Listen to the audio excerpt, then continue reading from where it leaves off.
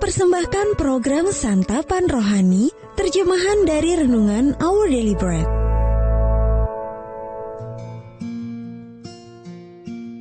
Sahabat ODB, pembacaan Alkitab hari ini terambil dari Yohanes pasal yang ke-8 ayat yang ke-31 sampai dengan ayat yang ke-36. Yohanes pasal yang ke-8 ayat yang ke-31 sampai dengan ayat yang ke-36. Maka katanya kepada orang-orang Yahudi yang percaya kepadanya, "Jikalau kamu tetap dalam firman-Ku, kamu benar-benar adalah murid-Ku. Dan kamu akan mengetahui kebenaran, dan kebenaran itu akan memerdekakan kamu." Jawab mereka, "Kami adalah keturunan Abraham, dan tidak pernah menjadi hamba siapapun. Bagaimana engkau dapat berkata, 'Kamu akan merdeka?' Kata Yesus kepada mereka, "Aku berkata kepadamu, sesungguhnya setiap orang yang berbuat dosa adalah hamba dosa, dan hamba tidak tetap tinggal dalam rumah, tetapi anak tetap tinggal dalam rumah. Jadi apabila anak itu memerdekakan kamu, kamu pun benar-benar merdeka." Ayat Mas Renungan hari ini terambil dari Yohanes pasal yang ke-8 ayat yang ke-36. Jadi apabila anak itu memerdekakan kamu, kamu pun benar-benar merdeka. Judul renungan kali ini Akhirnya Bebas ditulis oleh Patricia Rayburn. Sahabat ODB, 20 tahun berlalu sebelum jurnalis asal Inggris John McCarthy yang pernah disandera selama 5 tahun di Libanon pada masa Perang Saudara bertemu dengan orang yang menegosiasikan pembebasannya. Ketika akhirnya bertemu dengan utusan PBB Gian Domenico Pico, McCarthy hanya berkata, "Terima kasih untuk kebebasanku." Ucapan terima kasihnya yang tulus itu sangat berarti, karena Pico sendiri telah mempertaruhkan nyawanya sepanjang negosiasi yang berbahaya untuk memastikan agar McCarthy dan para tahanan lainnya dibebaskan.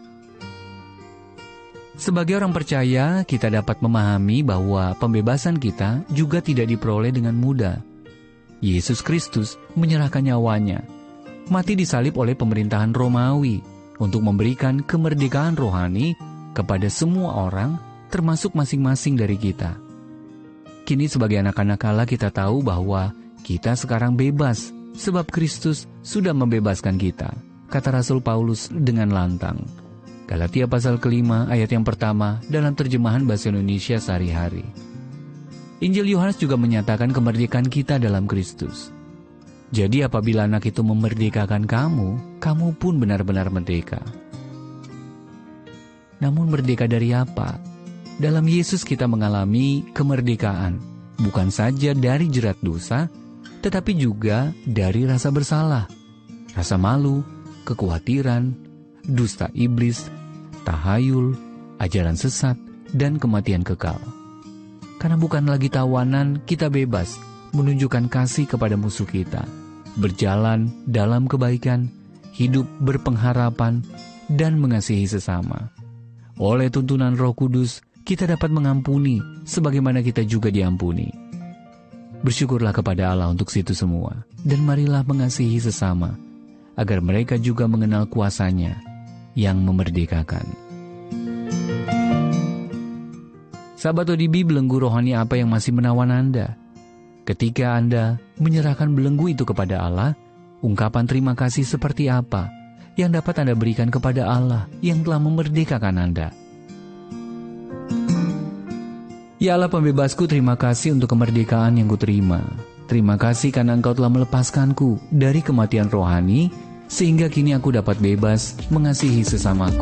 Our Daily Bread Ministries, wartakan firman pada dunia. Apakah Anda berminat mendapatkan buku renungan ini dalam bahasa Indonesia, Inggris, atau Mandarin? Atau Anda rindu mendukung pelayanan ini? Hubungi Our Daily Bread Ministries di 021 2902 8950, WhatsApp 0878 7878 9978, Email indonesia@odb.org. Tuhan Yesus memberkati. Let God's prosperity